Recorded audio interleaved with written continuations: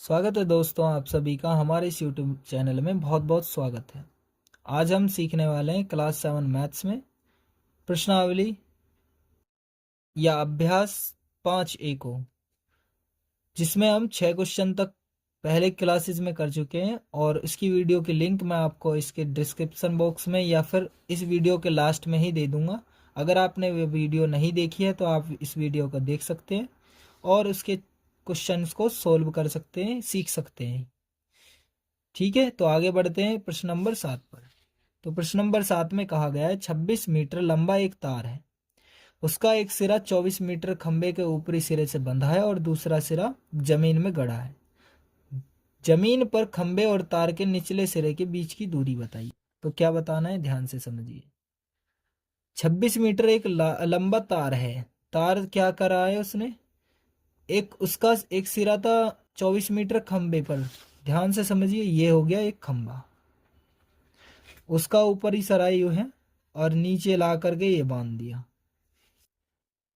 ये बोल रहा है 24 मीटर ऊंचे खंबे के ऊपरी सिरे से बंधा है।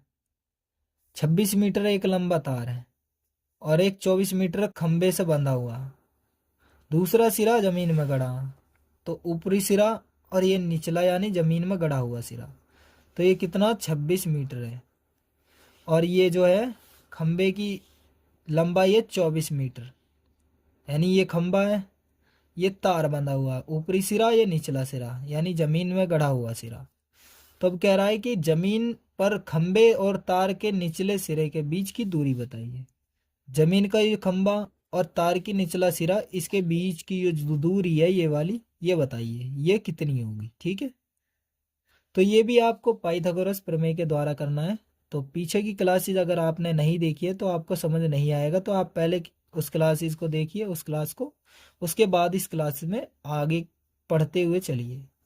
तो पाइथागोरस प्रमेय से, पाइथागोरस प्रमेय क्या होती है, कर्ण का स्क्वायर बराबर लंब का स्क्वायर प्लस आधार स्क्वायर। ठीक है, ये होती है पाइथागोरस थ्योरम। ये है 90 डिग्री का एंगल, इसी के सीध में ये होता है कर्ण और ये होता है लंब और ये आधार। तो आपको ये ए बी सी देने के लिए कोई ज़रूरत नहीं है, यहाँ से सीधा सॉल्व कर सकते हो आप। ठीक है, आपको अगर पता है कि लंब कौन सा आधार कौन सा है। तो कर्ण कितना दिया हुआ है 26, तो 26 मीटर दिया हुआ है, 26 स्क्वायर लिखोगे। लंब यानी लंब दिया हुआ है 24, 24 का स्क्वायर प्लस आधार दिया हुआ है, नहीं दिया हुआ तो आधार स्क्वायर लिख सकते हो।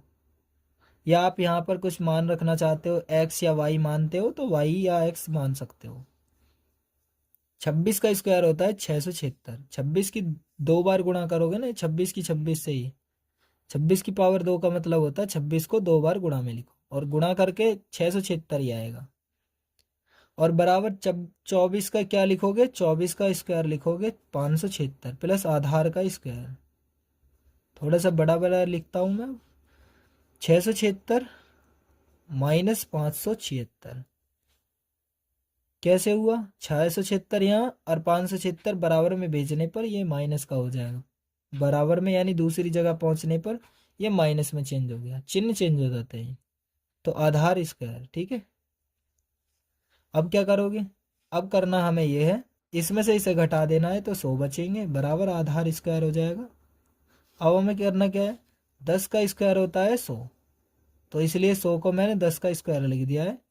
10 का स्क्वायर ये रहा, स्क्वायर से स्क्वायर काट दूंगा और आधार क्या हो जाएगा 10, आधार क्या हो जाएगा 10। और ये काय में दिया गया था मीटर में, तो मीटर लिख सकता हूँ। ये इसका आंसर हो चुका है, यानी इनके बीच की दूरी क्या हो जाएगी, अब लिख सकते हो आप, जमीन पर खंबे और तार के निचले सिरे के बीच की दूरी क्या है, 10 मीटर। तो ये आंसर लिख सकते हो आप, लिखना चाहो तो। अब बढ़ते हैं प्रश्न नंबर 8 पर। तो प्रश्न नंबर 8 को आपको दिखाना होगा, उसके बाद ही हम करेंगे। तो इसको पहले देख लीजिए। देखिए, निम्नलिखित पाइथागोरियन त्रिक है। यहाँ पर कई त्रिक दी गई हैं, तो प्रत्येक से 3 3 पाइथागोरियन त्रिक बनाइए। हर एक से क्या बनानी है, पाइथागोरियन तीन तीन त्रिक बनानी है, प्रत्येक से तीन तीन पाइथागोरियन त्रिक बनानी है। तो ठीक है, कैसे बनाएंगे? तो आप कंफ्यूज मत होइए, इसी से ही बना देंगे। इसकी 2 गुना 3 गुना ऐसे देख करके बना सकते हैं। तो देखते हैं प्रत्येक से तीन तीन त्रिक कैसे बनाते हैं। ठीक है, तो हमें हर एक से क्या बनानी है? पाइथागोरियन त्रिक बनानी है। तो ये पहला क्वेश्चन है, देखिए इसी में ये क्वेश्चन दिख रहा है, ये पहला वाला हमने लिख लिया है 3 4 5। तो हम इससे बनाने वाले हैं। तो ये क्या है? एक पाइथागोरियन त्रिक है। तो इसका हम 2 गुना कर देंगे तो क्या हो जाएगा? ये पूरा सही हो जाएगा या नहीं? 3 दूनी 6 और 4 दूनी 8 और 5 दूनी 10। 6 3 तिया 9 और 4 तिया 12 और 5 तिया 15। क्या ये सही सही है? एक बार देख लीजिए। 15 का स्क्वायर बराबर 12 स्क्वायर प्लस 9 स्क्वायर। 12 का स्क्वायर 144 प्लस 9 का स्क्वायर 81। दोनों को जोड़ दीजिए। 4 और 1 5, 8 4 12 को 2 कहाँ से लगा? एक और 1 2। देखिए 225। 15 का स्क्वायर भी 225 होता है। ठीक है, और इसी से ही 3 की 4 से गुणा कर दी। 3 चौक 12 और 4 तिया 12, 4 चौक 16, सॉरी हर एक में 4 4 की गुणा। 3 चौक 12, 4 चौक 16, 5 चौक 20। तो ये हो चुकी हैं 3 त्रिक इसी से ही। तो ये हमने बना दिए हैं इस तरह से। आप भी बना सकते हो गुणा करके। ठीक है, अब मैं दूसरी बनाने वाला हूँ। तो दूसरी भी इसी तरह से बनाऊंगा, n की वैल्यू रख करके। आप चाहें तो सीधे सीधे बना सकते हो मेरी तरह, और इनको सिद्ध करके भी दिखाना है, ये सिद्ध करके। ठीक है, तो सिद्ध भी आप कर सकते हो। नहीं समझ में आए तो आप कमेंट करके बता देना। जैसे ये है 10 का स्क्वायर बराबर, ये कर्ण का स्क्वायर बराबर लंब स्क्वायर प्लस आधार स्क्वायर, इसको लिख करके और फिर यहाँ लिख दीजिए ये कर्ण है, ये आधार लंब, इनमें से कोई सा मान लीजिए। 8 का स्क्वायर प्लस 6 का स्क्वायर। तो 10 का स्क्वायर 100, 8 का स्क्वायर 64 प्लस 6 का स्क्वायर 36, 100 बराबर 100। यानी ये वाली हमारी पाइथागोरियन तरीका है। ये भी है, ये भी, ये भी, ये भी। तो पहली वाले हम क्वेश्चन को पूरी तरह से कर चुके हैं। ये आपको सिद्ध करके दिखा देना अपने कॉपी में। ठीक है, दूसरे को भी हम इस तरह से ही करेंगे, तीसरे को भी। तो दूसरे क्वेश्चन को लिख लीजिए 5 12 और 13। ठीक है, तो इसके हमने 3 बनाने हैं। तो 5 दूनी 10, 12 दूनी 24 और 13 दूनी 26। 5 तिया 15, 12 तिया 36, 13 तिया 39। दूसरी बन गई है। ये तो है ही है, 3 बनानी है अलग से, 1 2 और एक और बनानी। 5 चौक 20, 12 चौक 48 और 13 चौका 52। तो ये 3 हमने त्रिक बना दिए हैं, ये वाली 3 त्रिक। ठीक है, तो ये 3 त्रिक हमारी तरफ से हो चुके हैं। इनके भी ऐसी तरह से, इस तरह से ही हम सोल्व कर करके एक एक को बता देंगे कि ये पाइथागोरियन त्रिक है। तो आगे बढ़ते हैं। अभी इसी का तीसरा है 8 15 17। आठवें क्वेश्चन का ही तीसरा, आठवें क्वेश्चन का ही तीसरा है। 8 15 और 17 देख लीजिए एक बार और। 8 15 17। तो 8 दूनी 16, 15 दूनी 30, 17 दूनी 34। 8 तिया 24, 15 तिया 45, 17 तिया 51 और 8 चौक 32 और 15 चौका 60 और 17 चौका 68। ये 3 त्रिक हमने फिर से बना दिए हैं और इनको सिद्ध करके दिखा देंगे और ये फिर इसके आंसर हो जाएंगे। ठीक है, इनको सिद्ध करके देख लीजिएगा इस फॉर्मूले के द्वारा। जो बड़ी वाली है उसको कर्ण मानना है। ठीक है, कर्ण स्क्वायर प्लस लंब स्क्वायर प्लस आधार स्क्वायर। कर्ण का स्क्वायर बराबर लंब स्क्वायर प्लस आधार स्क्वायर। ठीक है, इस तरह से लिख सकते हो और इसके द्वारा हम सिद्ध करके बताएंगे कि आपस में ये बराबर है। ठीक है, अब देखिए क्या है। 9वां क्वेश्चन देखिए, निम्नलिखित में पाइथागोरियन त्रिक छांट कर लिखिए। कौन कौन सी पाइथागोरियन त्रिक है और कौन सी नहीं है? तो एक एक करके हम देखते हैं कौन कौन सी है या कौन कौन सी नहीं है। तो हम पहली लिखते हैं 9वीं क्वेश्चन की पहली, 5 12 और 13। देख सकते हो आप 5 12 13, 5 12 13। तो एक एक करके करने वाले हैं। तो बड़ी वाली जो है कर्ण है, कर्ण स्क्वायर बराबर लंबी स्क्वायर प्लस आधार स्क्वायर। जो पूरी पूरी बैठेगी तो वो पाइथागोरियन त्रिक है और जो ना बैठे वो पाइथागोरियन त्रिक नहीं है। ठीक है, तो ये आप समझ सकते हो। तो इसको करने वाले हैं हम, देखिए ध्यान से समझिएगा।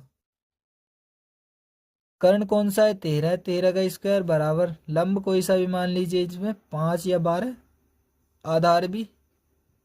अगर लंब 12 माना है तो 12 रखिए और लंब आधार को मान लीजिए फिर 5। 13 का स्क्वायर 169 बराबर 12 का स्क्वायर 144 और 5 का स्क्वायर 25 होता है। 169 बराबर इन दोनों को भी जोड़ेंगे तो 169 ही होगा। तो ये हाँ, ये पाइथागोरियन त्रिक है, पाइथागोरियन त्रिक है। ठीक है, पाइथागोरियन त्रिक है। ये तो इसका आंसर होगा, यानी ये वाली तो है। अब देखते हैं दूसरी, दूसरी त्रिक। अब दूसरी कौन सी है? 7 8 15। तो 7 8 7 8 15 को भी देखते हैं, क्या 7 8 15 हो है या नहीं है। तो बड़ी वाली कर्ण, कर्ण स्क्वायर बराबर लंब स्क्वायर प्लस आधार स्क्वायर। तो कर्ण स्क्वायर यानी कर्ण 15 मानना है और लंब कोई सा भी एक, आधार फिर दूसरा। तो 15 का स्क्वायर 225 और इसका स्क्वायर 64, 8 का स्क्वायर 7 का स्क्वायर 49। 225 तो ये है, 64 और ये दोनों को जोड़ दीजिए, 4 और 9 13, 3 कहाँ से ले, 4 1 5 और 6 11। है ये दोनों? नहीं है, तो नहीं है, यह पाइथागोरन त्रिक नहीं है। तो ये वाली नहीं है, इसको नहीं लिखना। ठीक है, अब तीसरा देखिए। तीसरा दिया गया है 6 7 8। तो 6 7 8 9वें का ही चल रहा है, ये पार्ट 9वें का ही चल रहा है हर बार। तो 9वें का तीसरा है 6 7 8। 6 7 8 एक बार और देख सकते हो, 6 7 8 है। बड़ी वाली को मानना है तो 8 स्क्वायर 7 स्क्वायर प्लस 6 स्क्वायर, इस तरह से लिख सकते हो। या फिर लिखोगे कर्ण स्क्वायर बराबर ये वाला लिख लीजिए पहले इसके बाद, और इसके बाद इनको सोल्व करना। तो 8 का स्क्वायर क्या है? 64 और 7 का स्क्वायर क्या है? 49। 6 का स्क्वायर 36। तो यहाँ 64 बराबर इन दोनों को जोड़िए, 9 6 15 5 का हासिल 1, 3 और 1 4 और 4 8। क्या ये दोनों आपस में बराबर है? नहीं है, तो ये भी पाइथागोरियन त्रिक नहीं है। नहीं है, नहीं है। 9वें का ही 4 को देखिए अब, 8 15 17, 8 15 और 17। कर्ण का स्क्वायर बराबर लंब स्क्वायर प्लस आधार स्क्वायर, आधार स्क्वायर। तो कर्ण कितना है? 17, 17 स्क्वायर और लंब कितना है? 15, कोई सा मान लीजिए, और आधार 8 है। 17 का स्क्वायर होता है 289 और 15 का स्क्वायर 225 प्लस 8 का स्क्वायर 64। 289 बराबर इन दोनों को जोड़ेंगे तो तब 289 ही होगा। तो हाँ, ये एक पाइथागोरियन त्रिक है। हाँ, पाइथागोरियन त्रिक है। हाँ, पाइथागोरियन त्रिक है। क्या है? हाँ, पाइथागोरियन त्रिक है। अब देखिए 9 नंबर का ही पांचवा, यानी 3 4 5। ये क्या एक पाइथागोरियन त्रिक है या नहीं है? तो पाइथागोरियन त्रिक को भी देखना है हमें। तो क्या हो सकता है या नहीं हो सकता है, तो देखते हैं क्या होगा या नहीं होगा। तो बड़ी संख्या कर्ण माननी है और छोटी लंबे आधार कोई सी मान लेनी है। तो फॉर्मूला फिर से आप लिख सकते हो, कर्ण का स्क्वायर बराबर लंब स्क्वायर प्लस आधार स्क्वायर। कर्ण 5 मान लीजिए बराबर लंब 4 स्क्वायर प्लस आधार 3 स्क्वायर। 5 का स्क्वायर 25 बराबर 4 स्क्वायर 16 और प्लस 3 का स्क्वायर 9। तो 25 बराबर 16 और 9 कितने हो गए? 25। तो ये दोनों भी आपस में बराबर हैं। तो हाँ, पाइथागोरियन त्रिक है, पाइथागोरियन त्रिक है, त्रिक है। ये इसका आंसर हो चुका है। हाँ जी, ये भी है। तो हमारे पास 3 निकल के आ चुके हैं, 1 2 और एक 3, और एक 17 वाली भी थी। तो ये 3 4 निकल के आई हैं, 1 2 नहीं थी। तो कौन कौन सी नहीं थी एक बार दिखाते हैं हम आप। तो ये दिखाते हैं कि हमारे पास कौन कौन सी थी। नंबर 1 वाली थी, हाँ पहली वाली पाइथागोरियन त्रिक। दूसरी वाली नहीं निकली, तीसरी वाली नहीं निकली, चौथी निकली थी और पांचवी। तो हमारे पास कौन कौन सी आई थी? पहली, चौथी और पांचवी, ये आई है। तो ये आपको समझ में आ गया होगा। आगे बढ़ते हैं प्रश्न नंबर 10 पर। तो 10वें में क्वेश्चन में क्या कहा गया है? सत्यापन कीजिए कि यदि कोई n विषम संख्या है तो n और एन स्क्वायर माइनस 1/2 और comma n square plus 1/2 Pythagorean त्रिक हैं। हाँ जी हैं। कैसे? एन स्क्वायर माइनस 1/2 और एन स्क्वायर प्लस 1/2। समझिए, एन की वैल्यू मानता हूँ 3। 3 क्या है? एक विषम संख्या। संख्या विषम कहाँ से स्टार्ट होती है? 1 से। 1, 3, 5, 7, 9, 11 जो भी ऐसी होती हैं, ये सभी विषम संख्याएं हैं। क्या है ये? विषम संख्या। क्या है ये? विषम संख्या। तो ये सभी विषम संख्या हैं। तो हम n की वैल्यू 3 मानते हैं। तो क्या एक पाइथागोरियन त्रिक है? तो अभी आपको ये सिखाया है 3, 4, 5 होते हैं। हाँ, एक पाइथागोरियन त्रिक है। तो यहाँ पर ये वर्क करता है या नहीं? 3 तो n की वैल्यू होगी, तो ये पहली वाली तो हमें प्रूफ होगी 3, क्योंकि हम पहले से ही चालू में। अब यहाँ पर रखते हैं एन स्क्वायर माइनस 1/2। एन की वैल्यू 3 रखनी है तो 3 रखेंगे। उसका स्क्वायर का निशान है -1 है और बटे 2 है। 3 का स्क्वायर 9 होता है, -1/2 यानी बटे 2। 9 में से 1 गया 8 बटे 2। 2 से 8 को काटूंगा, 2 चौक 8 तो 4 आया। तो दूसरा क्या होगा? 4। तीसरा क्या होएगा? अब देखते हैं। तो एन स्क्वायर प्लस 1/2। एन की वैल्यू 3, 3 का स्क्वायर प्लस 1/2। एन का स्क्वायर यानी 3 का स्क्वायर प्लस 1/2। 3 का स्क्वायर 9 प्लस 1/2। 9 और 1 10, 10/2 यानी 2 से 10 को काटेंगे, 2 पंजे 10 तो 5 आया। तो 5 को लिख सकते हैं यहाँ पर। तो 3, 4, 5 एक पाइथागोरियन त्रिक है। यहाँ पर भी समझा चुका हूँ। तो आप इसी से समझ लीजिए कि हाँ पाइथागोरियन त्रिक है, वरना मुझे एक ऐसा ही करके दिखाना होगा। ठीक है। तो हाँ जी, ये पाइथागोरियन त्रिक है और ये क्या काम करती है? एक पाइथागोरियन त्रिक पर काम करती है। ठीक है। एन जब एक विषम संख्या हो, यहाँ पर अगर मैं 5 मान लूंगा तो 5 पर भी ये काम करेगी। 5 यहाँ पर आएगा, ये 12 यहाँ पर आएगा 13।